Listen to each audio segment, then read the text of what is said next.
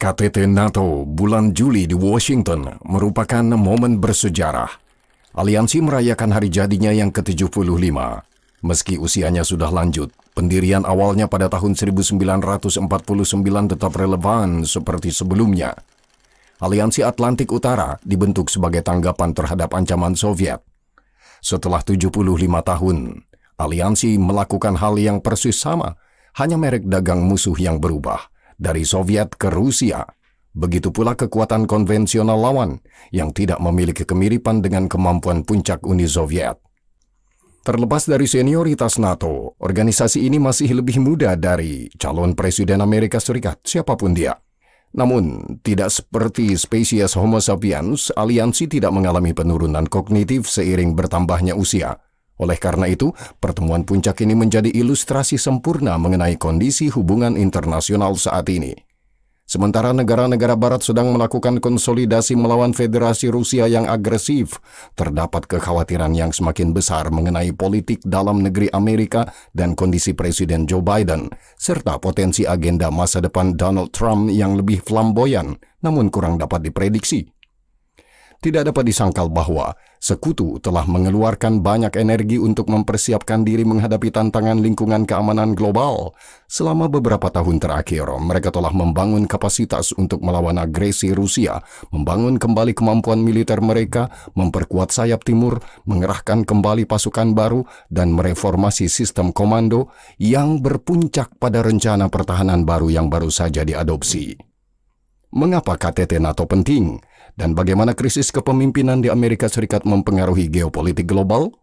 Lebih lanjut tentang itu di episode kali ini.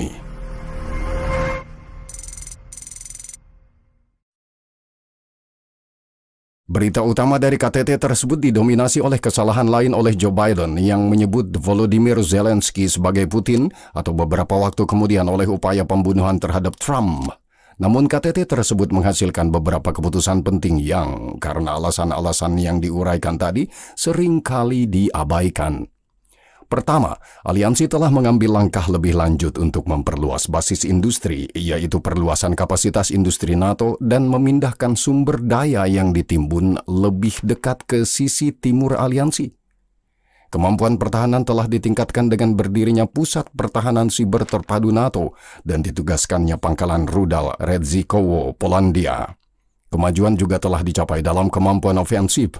AS telah mengumumkan pengerahan potensi serangan baru, rudal SM-6, rudal jelajah Tomahawk, dan senjata hipersonik baru di Jerman. Tunjukkan kepada saya di mana Anda menaruh uang Anda, saya akan menunjukkan prioritas Anda, kata Benedetta Berti dari Kantor Perencanaan Kebijakan Sekretaris Jenderal NATO, seraya menambahkan bahwa negara-negara Eropa dan Kanada telah meningkatkan belanja pertahanan mereka hampir 600 miliar dolar sejak Rusia merebut Crimea pada tahun 2014. Kemajuan lebih lanjut juga sedang dicapai dalam upaya memperkuat kemampuan Ukraina. Aliansi mengambil peran mengoordinasikan dukungan kepada Angkatan Bersenjata Ukraina. Hingga saat ini, Grup Kontak Pertahanan Ukraina atau UDCG atau Grup Ramstein yang dipimpin AS telah beroperasi di luar struktur aliansi. Sekutu telah memutuskan untuk menggantinya dengan struktur baru.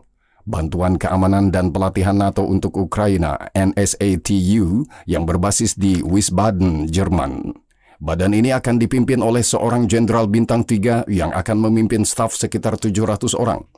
Selain itu, perwakilan tinggi NATO yang baru ditunjuk di Kyiv akan membantu mengawasi transfer bantuan. Tapi bukan itu saja, pengembangan lebih lanjut dari Pusat Analisis dan Pelatihan JETEC di Bydgoszcz telah dikonfirmasi yang akan memanfaatkan pengalaman dan data analitis yang dikumpulkan oleh pasukan Ukraina selama konflik. Pertukaran informasi dan pelatihan bersama diharapkan dapat meningkatkan tingkat interoperabilitas antara pasukan NATO dan Ukraina. Sejumlah langkah juga telah diambil untuk meningkatkan kemampuan produksi militer Ukraina dengan fokus khusus pada amunisi. Di sela-sela KTT tersebut, sebuah perjanjian ditandatangani antara kontraktor pertahanan AS, Northrop Grumman, dan Ukroboronprom dari Ukraina untuk membangun fasilitas produksi amunisi di Ukraina. Pada saat yang sama, beberapa paket bantuan diumumkan yang isi utamanya adalah amunisi dan tindakan anti pesawat. Misalnya dijanjikan pengiriman 3 baterai Patriot lagi dari AS, Jerman, dan Rumania, serta lusinan senjata anti pesawat lainnya, sistem pesawat terbang. Namun yang lebih penting tampaknya adalah kenyataan bahwa para anggota Pakta telah secara resmi berkomitmen untuk membelanjakan setidaknya 40 miliar euro per tahun yang dibagi sesuai proporsi belanja senjata masing-masing negara. Ini merupakan dukungan kuat yang tidak mencakup paket individual, misalnya dari mitra-mitra di Asia. Dalam hal ini, Kiev punya alasan untuk merasa puas. Pada akhirnya terlihat adanya mekanisme kerjasama yang kuat dan perspektif keuangan yang hampir terjamin, sehingga tahun 2025 mendatang tampak aman secara formal. Ini merupakan langkah penting menuju pelembagaan bantuan. Komunike NATO juga mengeluarkan beberapa pernyataan definitif yang mempunyai bobot politik. Semua anggota sepakat bahwa masuknya Ukraina ke dalam aliansi adalah sebuah prospek yang tidak dapat diubah dan bahwa aliansi tidak akan pernah menerima aneksasi wilayah Ukraina termasuk Crimea. Peran Belarus, Iran, dan Tiongkok dalam mendukung agresi Rusia juga diperjelas. Beijing memprotes, namun faktanya mereka telah diakui sebagai penolong utama Rusia, sehingga secara resmi mempertanyakan posisi Tiongkok sebagai pembawa perdamaian yang netral. Dengan demikian, para anggota aliansi secara resmi telah mengambil sikap yang sangat jelas. Jika dukungan NATO habis atau melemah secara signifikan karena alasan tertentu, hal ini akan berdampak pada Ukraina. Semua tindakan ini berarti bahwa dengan membantu Ukraina, NATO mempertaruhkan kredibilitasnya. Jika gagal, aliansi mungkin tidak dapat bertahan. Beberapa anggota juga bersiap menghadapi ancaman semacam itu. Dengan demikian, pembentukan Perjanjian Ukraina, sebuah inisiatif politik yang dibangun berdasarkan deklarasi bersama G7 tanggal 12 Juli 2023, dapat diartikan sebagai pengganti keanggotaan Ukraina. Perjanjian keamanan lebih lanjut ditandatangani selama KTT tersebut, sehingga jumlah total perjanjian menjadi 23. Tampaknya dalam situasi saat ini adalah harapan maksimal yang bisa diharapkan oleh Kiev. Yang membawa kita ke inti permasalahan. Para peserta KTT berunding di bawah bayang-bayang Joe Biden. Spekulasi mengenai kesehatan presiden tersebar luas dalam banyak diskusi di balik layar, dan setiap penampilan publiknya diawasi dengan penuh rasa cemas untuk melihat tanda-tanda kelemahannya. Dan itu terlihat. Biden melakukan kesalahan pada hari terakhir ketika saat mengundang Presiden Volodymyr Zelensky ke atas panggung. Presiden Amerika tersebut memanggilnya sebagai Presiden Putin. Dalam keadaan normal, kejadian seperti itu akan terlewatkan. Biden segera mengoreksi dirinya sendiri dan menutupinya dengan lelucon. Namun penonton tidak tertawa.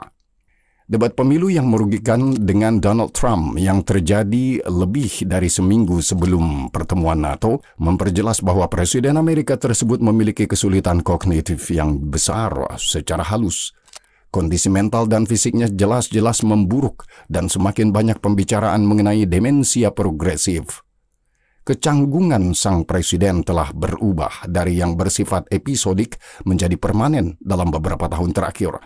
Dan hal ini tidak mengejutkan bagi pria berusia 80-an yang telah dihadapkan pada tekanan dan ketegangan dalam memimpin negara adidaya terbesar di dunia. Bagi banyak orang yang lebih muda darinya, beban seperti itu mungkin berada di luar kemampuannya. Namun meskipun ada seruan dari Partai Demokrat agar dia mundur dari pencalonan, Biden tetap yakin bahwa dia memiliki peluang untuk memenangkan pemilu pada bulan November. Tapi sepertinya dia sendirian dalam pandangan ini. Sementara itu, sesaat setelah KTT NATO, seluruh Amerika menahan nafas ketika Thomas Matthew Crooks hampir membunuh Donald Trump. Upaya pembunuhan yang gagal berhasil lolos dari Trump hanya dengan satu goresan, semakin memperkuat posisi kandidat Partai Republik tersebut menjelang pemilu mendatang. Selain itu, Biden menjadi tidak dapat diandalkan dalam keinginannya untuk mewujudkan kemenangan Ukraina dalam perang tersebut. Dia terus menerapkan kebijakan pengendalian diri atau menghindari eskalasi yang secara de facto mendorong Rusia untuk melampaui batas-batas yang dapat diterima dan semakin terlibat dalam agresi hibrida terhadap negara-negara Barat. Pada akhir bulan Juni, pangkalan militer AS di Eropa disiagakan karena ancaman serangan oleh kelompok penyabot Rusia, dan selama pertemuan puncak, media membocorkan informasi tentang upaya pembunuhan yang digagalkan Kremlin atas kepala pasukan Jerman, perusahaan Rheinmetall, Armin Pepperger. Bahkan dalam komunike KTT itu sendiri, NATO secara eksplisit merujuk pada ancaman serangan hibrida, sabotase terhadap infrastruktur penting, termasuk kabel TIK bawah laut.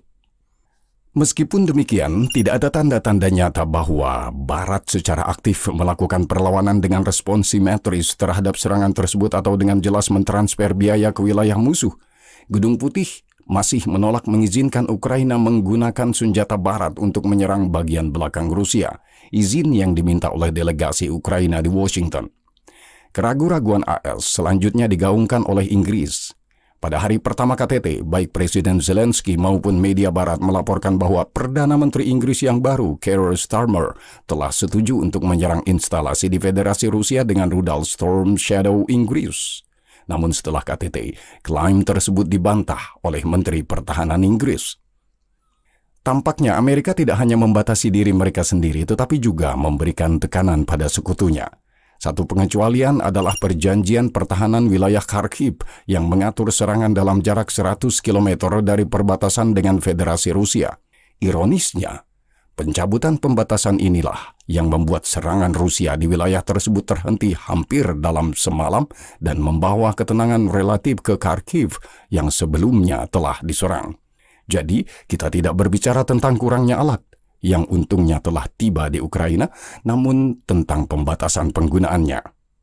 Dengan latar belakang ini, tidak mengherankan jika negara-negara lain berkomitmen untuk melakukan tindakan penyeimbangan dalam kebijakan internasional dengan mengabaikan ketidakpuasan Amerika.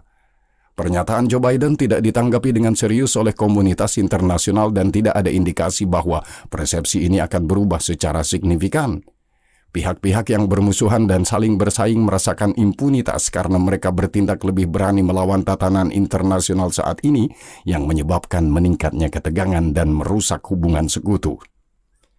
Memang benar, permasalahan yang dihadapi AS tumpang tindih dengan kesulitan serupa yang dihadapi para pemimpin teoritis lainnya di Barat. Langkah Presiden Emmanuel Macron dalam pemilu telah menyebabkan kekacauan internal yang mungkin telah menghambat kebangkitan Rally Nasional Marine Le Pen, namun mengakibatkan hilangnya mayoritas presiden dan kebangkitan sayap kiri dengan orang-orang seperti Jean-Luc Mélenchon yang menentang keduanya, NATO dan Uni Eropa. Dengan melakukan hal tersebut, Prancis telah menyabotase dirinya sendiri, mempertanyakan rencana ambisius Presiden Macron dalam politik internasional. Situasi serupa juga terjadi di Jerman, di mana koalisi pemerintahan yang lemah bersiap menghadapi kehilangan kekuasaan pada pemilihan umum tahun depan. Kanselir Olaf Scholz masih menjadi politisi yang lemah, tidak mampu menjangkau para pemimpin Barat, dan kas federal kosong tidak mampu mempersenjatai kembali pasukan yang jumlahnya semakin berkurang. Sementara itu, Inggris pasca pemilu masih sibuk dengan perubahan kebijakan dalam negeri menyusul kekalahan Partai Konservatif dalam pemilu setelah 14 tahun berkuasa dan tidak mampu memberikan kepemimpinan di Barat. Dan ketika tidak ada pemimpin yang kuat, semua orang mulai bertindak demi kepentingannya sendiri. Sebuah ilustrasi sempurna mengenai situasi ini adalah tepat sebelum KTT NATO, Viktor Orban berkeliling dunia sebagai kurir yang ia tunjuk sendiri. Dari Ukraina hingga Rusia, lalu ke Tiongkok dan Amerika Serikat, tempat ia mengadakan pertemuan informal dengan Donald Trump. Terlepas dari kenyataan bahwa Hungaria memegang jabatan Presiden Uni Eropa untuk periode 6 bulan ini, misi yang ditunjuknya sendiri tidak disetujui atau diterima oleh anggota aliansi atau Uni Eropa manapun. Hal itu juga tidak akan memberikan dampak apapun selain memposisikan Orban sebagai penghubung antara dua kubu yang bermusuhan. Posisinya seperti bendera yang menunjukkan ke arah mana angin bertiup. Sebaliknya, Perdana Menteri Narendra Modi mengunjungi Vladimir Putin di Moskow pada hari pasukan Rusia mengebom sebuah rumah sakit anak-anak di Kiev. India adalah negara kedua setelah Tiongkok yang memperoleh keuntungan besar dari perdagangan komoditas Rusia yang harganya di bawah harga yang dibayar dalam rupiah dan dijual kembali dengan harga lebih mahal dalam dolar. Tidak heran Modi ingin mempertahankan keadaan ini, sehingga ia dianugerahi penghargaan negara tertinggi Rusia, Ordo Saint Andrew. Baik kunjungan Modi maupun pengeboman terhadap anak-anak merupakan tindakan sinis yang direncanakan oleh Kremlin, dan hal ini seringkali terjadi belakangan ini. Federasi Rusia baru saja mengambil alih kepemimpinan Dewan Keamanan PBB, dan dalam kesempatan tersebut Federasi Rusia mengadakan jamuan makan malam hanya sehari setelah serangan terhadap anak-anak yang dirawat di rumah sakit. Hidangan yang disajikan disebut ayam kip. Putin ingin menunjukkan bahwa apapun yang dia lakukan, apapun kejahatan yang dia lakukan, tidak akan ada konsekuensinya. Demikian pula Perdana Menteri Modi tidak perlu takut pada mereka atau siapapun yang merusak isolasi Rusia dengan terlibat di dalamnya. Ini merupakan langkah lain menuju pelemahan Barat. Tujuan utamanya adalah untuk mencapai gencatan senjata sesuai dengan keinginannya, bukan berdasarkan keinginan Barat, atau dalam hal ini Ukraina. Terlepas dari apa yang dikatakan Joe Biden sendiri dan rombongannya, dunia tidak lagi percaya bahwa dia akan menang dan mulai bersiap untuk pelantikan Donald Trump setelah pemilu November. Kremlin melihat hal ini sebagai peluang besar bagi penyelesaian perang yang sedang berlangsung. Vladimir Putin menunjukkan wajah baik dan menggunakan seluruh mesin propaganda untuk meyakinkan dunia bahwa Rusia baik-baik saja, baik secara ekonomi maupun militer, terlepas dari fakta dan data yang jelas. Tank T-62 tua Rusia semakin banyak muncul di garis depan dan terdapat kekurangan personel dan amunisi untuk melakukan operasi ofensif besar-besaran. Dengan kekalahan yang sangat besar, perolehan teritorial Rusia masih minim dalam skala yang tidak dapat menghasilkan terobosan di garis depan. Untuk saat ini, akses terhadap produk setengah jadi dan komponen serta kemampuan mengekspor bahan mentah yang terkena sanksi sudah cukup untuk menjaga Kremlin tetap bertahan, namun situasinya terus memburuk. Bagi Rusia, gencatan senjata atau penghentian konflik merupakan kebutuhan mutlak. Teater ini dimaksudkan untuk meyakinkan Trump dan rombongan agar memaksa Ukraina melakukan gencatan senjata yang tidak menguntungkan mereka, sehingga Trump dalam berkonsentrasi pada tantangan internasional lainnya dan kebijakan isolasionis. Misi yang diproklamirkan Viktor Orban, keterlibatan Iran dalam konflik Timur Tengah, perilaku agresif Korea Utara, dan tekanan Tiongkok yang menyimulasikan blokade udara dan laut terhadap Taiwan sangat cocok dengan narasi ini. Meluncurkan berbagai konflik sekaligus dirancang untuk mengalihkan perhatian AS, melemahkan kekuatan Barat, dan memicu kecenderungan isolasionis. Pilihan Trump terhadap J.D. Vance sebagai pasangannya atau calon wakil presiden yang tidak merahasiakan retorika anti-Ukraina dan isolasionisnya menambah kekhawatiran mengenai keadaan setelah pemilu bulan November. Kecemasan mengenai masa depan terlihat jelas pada pertemuan puncak di Washington dan mengaburkan nada positif dari pertemuan tersebut. NATO akhirnya mencapai tingkat di mana mereka dapat berpikir secara realistis untuk benar-benar mempertahankan sisi timurnya dalam konflik skala penuh. Aliansi saat ini jauh lebih kuat dibandingkan 3 tahun yang lalu, namun mereka menderita karena kelemahan politik dalam kepemimpinannya.